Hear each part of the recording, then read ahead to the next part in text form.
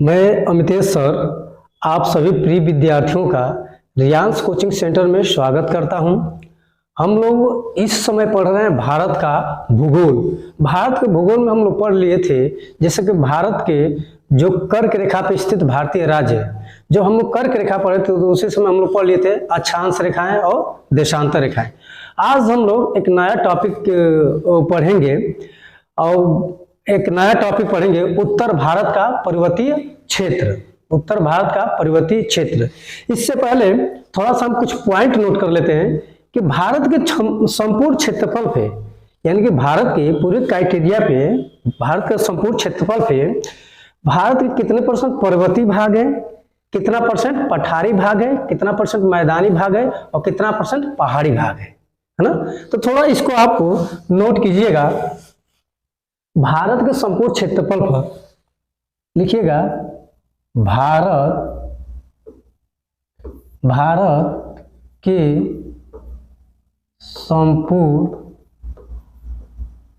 संपूर्ण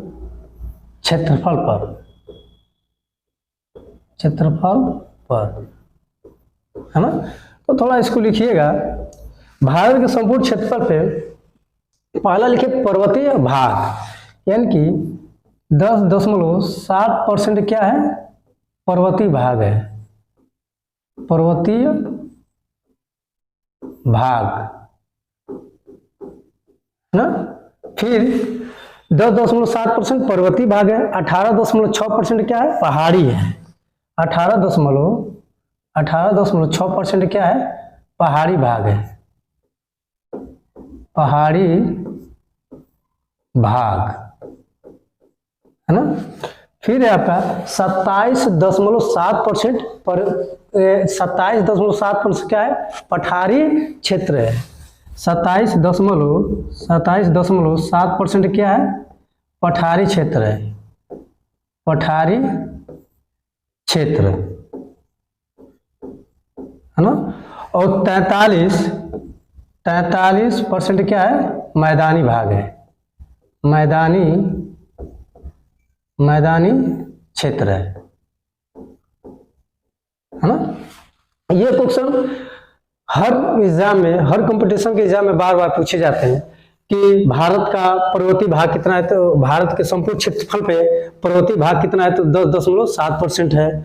फिर पहाड़ी भाग कितना है, तो 18.6% है। फिर पठारी क्षेत्र कितना है, तो 27.7% है। फिर मैदानी क्षेत्र कितना है, तो 43% है। देखिए थोड़ा सा जो पर्वतीय भाग है, पहाड़ी भाग है, पठारी क्षेत्र है, थोड़ा सा मतलब इसको मैं अच्छी तरह से पढ़ाऊंगा कि पर्वत किसे कहा जाता है, पहाड़ी किसे कहा जाता है और पठारी क्षेत्र किसे कहा जाता है। मैदानी क्षेत्र तो सभी लोग जानते हैं, लेकिन इसको हम अलग अलग डिस्कस करेंगे।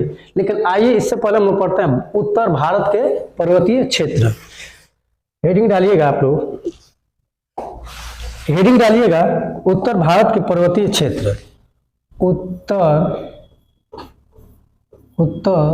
भारत के पर्वतीय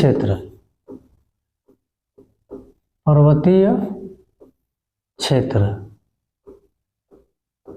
है ना। उत्तर भारत के पर्वतीय क्षेत्र। देखिए इसको हम चार भागों में बांट के, इसके चार भागों में इसको बांट कर हम लोग पढ़ेंगे। देखिएगा पहला लिखिए आप लोग ट्रांस हिमालय या पार हिमालय। पहला क्या है, ट्रांस हिमालय, ट्रांस हिमालय या पार हिमालय। बताएंगे कि इसको पार हिमालय क्यों कहा जाता है, इसको बताएंगे कि पार हिमालय क्यों कहा जाता है। दूसरा आप लोग लिखिएगा बृहद हिमालय, बृहद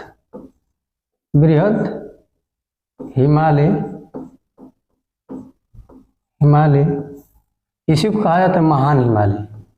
इसी को क्या कहा जाता है, महान हिमालय। इसी को महान हिमालय भी कहा जाता है ना, इसी को महान हिमालय। फिर आप लिखिएगा लघु या मध्य हिमालय। फिर क्या है, लघु लघु या मध्य हिमालय, मध्य हिमालय। और लास्ट है जो नवीन हिमालय है वो है शिवालिक हिमालय। शिवालिक हिमालय को क्या कहा जाता है? नवीन हिमालय, यानी कि इसको कहा जाता है बाह्य या शिवालिक हिमालय। शिवालिक हिमालय थोड़ा सा लिखने में टाइम लग रहा है ना, यानी कि इसको हम 4 क्षेत्रों में बांट के पढ़ेंगे। ट्रांस हिमालय या पार हिमालय, बृहद हिमालय, महान हिमालय, लघु हिमालय, मध्य हिमालय, बाह्य हिमालय या शिवालिक हिमालय। तो यहाँ पे थोड़ा सा हम देख लेते हैं इसको कि ये कहाँ कहाँ स्थित है। पहली बात, ये मान लीजिए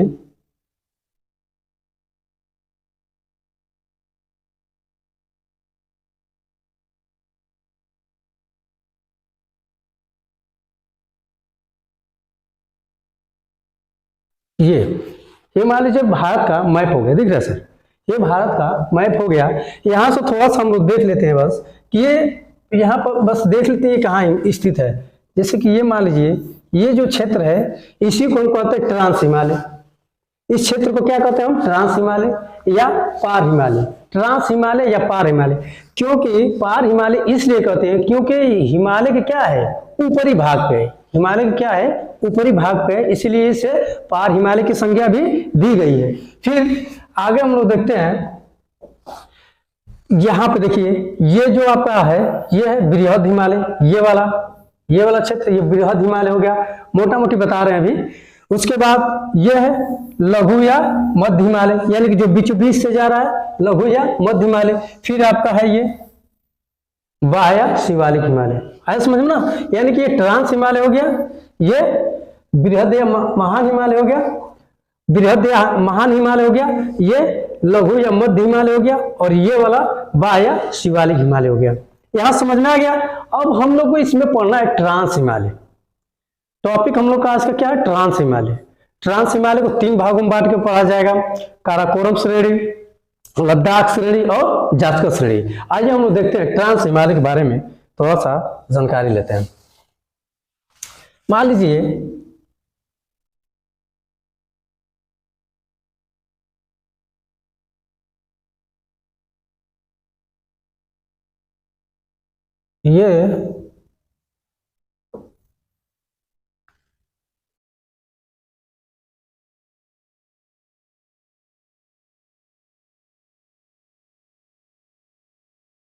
ये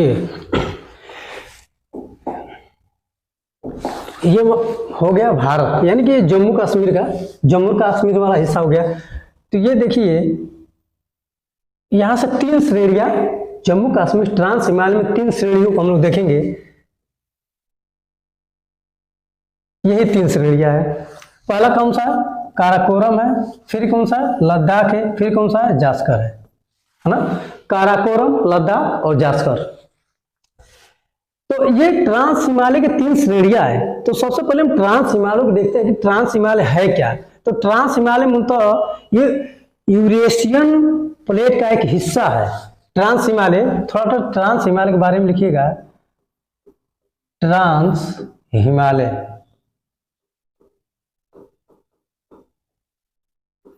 ट्रांस हिमालय के बारे में लिखिएगा। पहला पॉइंट नोट कीजिएगा, ट्रांस हिमालय क्या? यूरेशियन प्लेट का क्या है? हिस्सा है। पहला क्या है? यूरेशियन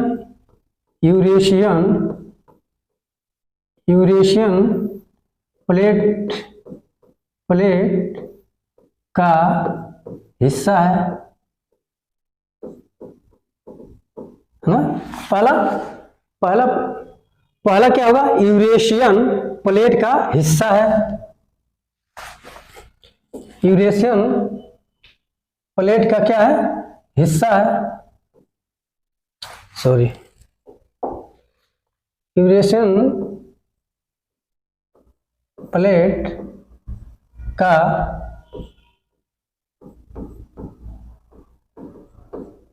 हिस्सा है। पहला पॉइंट हो गया। दूसरा पॉइंट ये पश्चिम में पामीर के गांठ पे जाकर क्या होता है, यानी कि यह पश्चिम में पामीर के गांठ पे क्या होता है, मिल जाता है। यानी कि यहाँ पे पामीर का गांठ है, यहाँ पे है पामीर का गांठ, पामीर का गांठ है ना। ये पामीर के गांठ पे पश्चिम में लिखेगा, पश्चिम में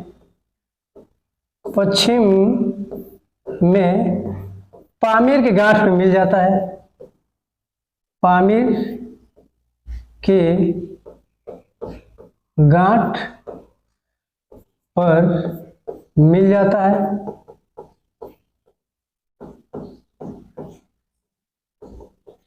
समझ में, ये पॉइंट नोट करते चलिएगा। ये पश्चिम में क्या होता है, पामीर के गांठ पे मिल जाता है। फिर यह तिब्बत हिमालय या टेथिस सागर की विसंज्ञा इसको दी गई है।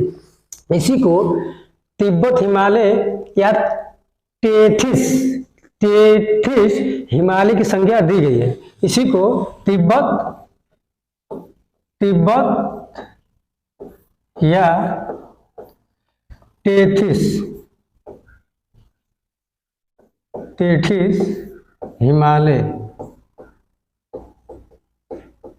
हिमालय की संज्ञा दी गई है। देखिए कितने पॉइंट बन रहे हैं, संज्ञा दी गई है ना। ये सब पॉइंट बन रहे हैं। ये क्वेश्चन बार बार पूछते रहते हैं कि अब मान लीजिए पूछे ट्रांस हिमालय कौन सा प्लेट का भाग है, तो यूरेशियन प्लेट का भाग है। फिर पश्चिम में किससे जाकर मतलब मिलता है, तो पामीर के गांठ से मिल जाता है। फिर तब तिब्बत, इसको ट्रांस हिमालय को और किसकी संज्ञा दी गई है, तो तिब्बत या टेथिस हिमालय की संज्ञा दी गई है। फिर इसका विस्तार तो जानते हैं, इसका विस्तार है जम्मू कश्मीर में। विस्तार कहाँ है इसका, J&K, इसका विस्तार क्या है, जम्मू कश्मीर में। फिर इसकी लंबाई कितनी है, तो लंबाई है इसकी, लंबाई भी इसका पूछ लेता है। लंबाई इसकी 965 किलोमीटर। यानी कि जो ट्रांस हिमालय की संपूर्ण लंबाई कितनी है, तो 965 किलोमीटर। ये अवसादी चट्टानों को बना है। किससे बना है, यह अवसादी चट्टानों से बना है। अवसादी चट्टानों से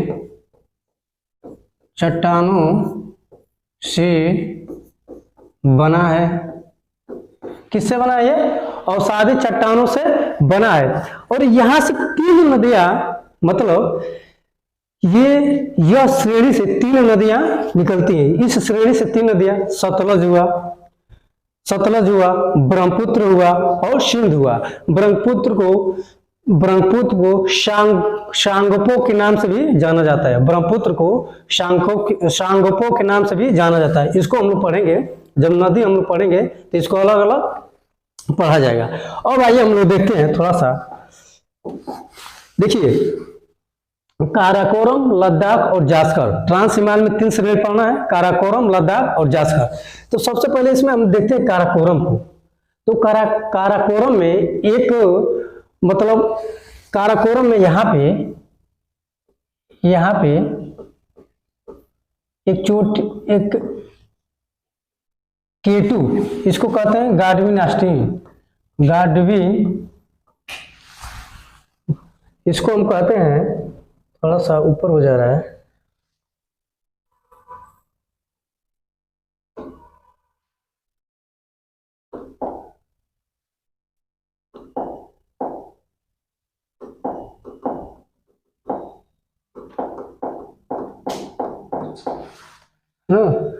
इसको हम क्या कहते हैं, K2। यानी कि इस पे एक श्रेणी है, ये सॉरी,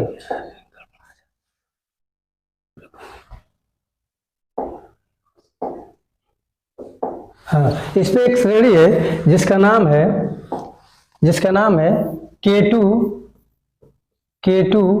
गाडवी,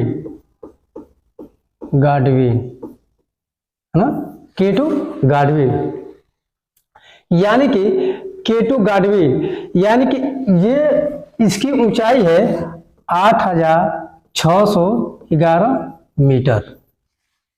जैसे ये विश्व की ये दूसरी सबसे ऊंची चोटी है, विश्व की दूसरी सबसे ऊंची चोटी है।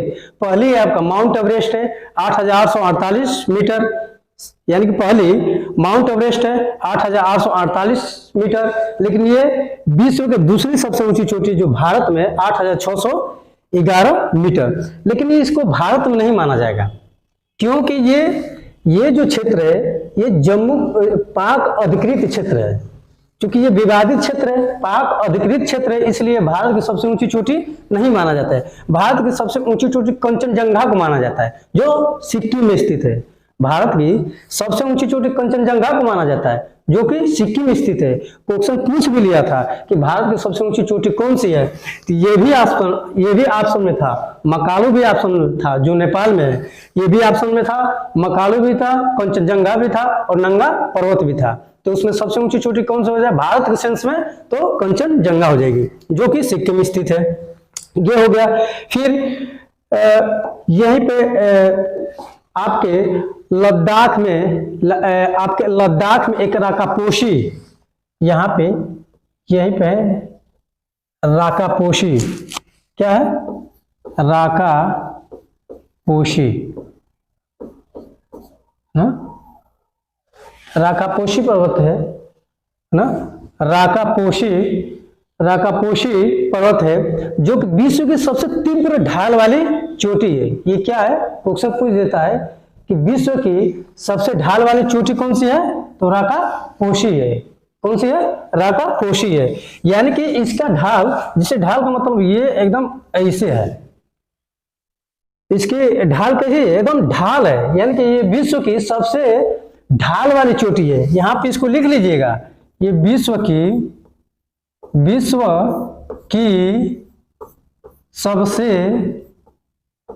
सबसे ढाल वाली चोटी, ढाल वाली चोटी है ना, ये विश्व की सबसे ढाल वाली चोटी है। यानी कि एकदम मतलब एकदम ढाल है, मतलब चढ़ने में थोड़ा सा इसमें क्या है, कठिनाई होती है। चढ़ने में ढाल है, एकदम सीधे, एकदम जैसे लगता है कि आदमी उस पर सरक जाएगा।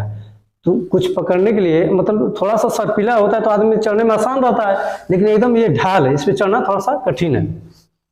और आइए हम लोग ट्रांस हिमालय या जो ट्रांस हिमालय है, ये ट्रांस हिमालय है। अभी हम लोग आपको बताए हैं कि यहाँ पे आपका बृहद हिमालय है ना, ट्रांस हिमालय और बृहद हिमालय सचर जोन या हिंज लाइन द्वारा क्या होते हैं, अलग होते हैं। ट्रांस हिमालय और बृहद हिमालय सचर जोन, कौन सा, सचर जोन है ना, सचर जोन या हिंज लाइन, क्या है, हिंज लाइन द्वारा क्या होते हैं, ये अलग होते हैं। यानी कि ट्रांस हिमालय और बृहद हिमालय सचर जोन और हिंद लाइन द्वारा क्या होते हैं, अलग होते हैं। अब इसमें हम लोग आगे देखेंगे। देखिए पहले क्या होता है, कभी कभी पूछ देता है इसको सीक्वेंस में सजाने के लिए। अब पूछ देगा उत्तर से दक्षिण में सजाइए, तीनों श्रेणियों को उत्तर से दक्षिण में सजाइए, या पूछ दे तीनों श्रेणियों को दक्षिण से उत्तर में सजाइए। तो पहले क्या है, काराकोरम, उत्तर से आएंगे तो काराकोरम, फिर लद्दाख और फिर जास्कर, और दक्षिण से जाएंगे तो जास्कर, फिर लद्दाख, फिर काराकोरम। आ रहा समझना। यानी कि उत्तर से दक्षिण जाएंगे, उत्तर से दक्षिण तो काराकोरम, लद्दाख, जास्कर, और दक्षिण से उत्तर जाएंगे तो जास्कर, लद्दाख और काराकोरम। यहां तक हो गया। अब थोड़ा सा हम लोग इसमें एक पॉइंट बस नोट कर लेते हैं, थोड़ा सा हम काराकोरम श्रेणी को बस देख लेते हैं। ये जो काराकोरम श्रेणी है, ये जो काराकोरम श्रेणी है, थोड़ा सा हेडिंग डाल लीजिएगा, काराकोरम श्रेणी दिख रहा है सर, काराकोरम श्रेणी। इसमें थोड़ा सा आप नोट कर लीजिएगा। देखिए अगली क्लास में इसको देखा जाएगा, लेकिन थोड़ा सा देख लीजिएगा। काराकोरम श्रेणी, ये ट्रांस हिमालय 3 श्रेणी है, काराकोरम, लद्दाख और जास्कर। इसमें ये भारत के सबसे उत्तरी पर्वत है। जैसे कि मान लीजिए ये आपका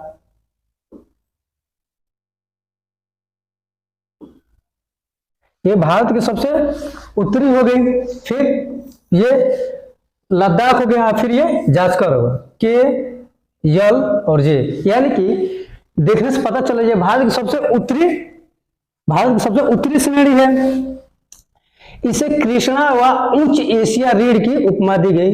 इसको कृष्णागिरी या उच्च एशिया की उपमा दी गई है। तो इसको नोट ही कर लीजिए आप लोग। यह भारत का सबसे उत्तरी श्रेणी है, सबसे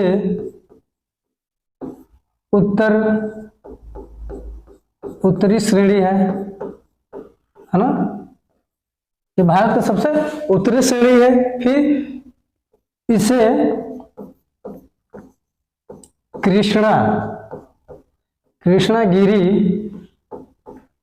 कृष्णागिरी या उच्च एशिया का रीढ़ कहा गया है। क्या कहा गया है?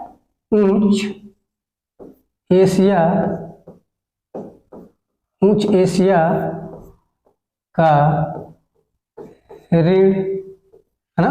इसे उच्च एशिया का रीढ़ भी कहा गया। इसी पर अभी हम बताएं कि इसी पे क्या है आपका गाडविन ऑस्टिन स्थित है। इसी पे गाडविन ऑस्टिन स्थित है। और लिख लीजिएगा काराकोरम श्रेणी से नुब्रा घाटी। कौन सी? नुब्रा घाटी। वहीं पे नुब्रा नदी है। जैसे कि जब हमारे सैनिक सियाचिन ग्लेशियर में जाते हैं, तो नुब्रा घाटी से होकर ही जाते हैं। कहां से जाते हैं? नुब्रा घाटी से होकर ही सियाचिन ग्लेशियर में जाते हैं। तो थोड़ा सा लिख लीजिएगा, काराकोरम के थोड़ा 2-4 ग्लेशियर का नाम लिख लीजिएगा।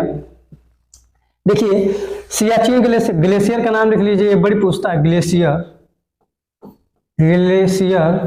का नाम लीजिए। पहला लिखिएगा सियाचिन है ना। ये चूंकि ये सबसे बड़ा है, सबसे बड़ा ग्लेशियर, भारत का सबसे बड़ा ग्लेशियर सियाचिन। फिर सियाचिन, फिर आप लिख लीजिए बियाफो, बालोरा और हिस्पर। ये बड़ी इंपॉर्टेंट है। फिर क्या है? फिर आप लिखिएगा हिस्पर। क्या है? हिस्पर।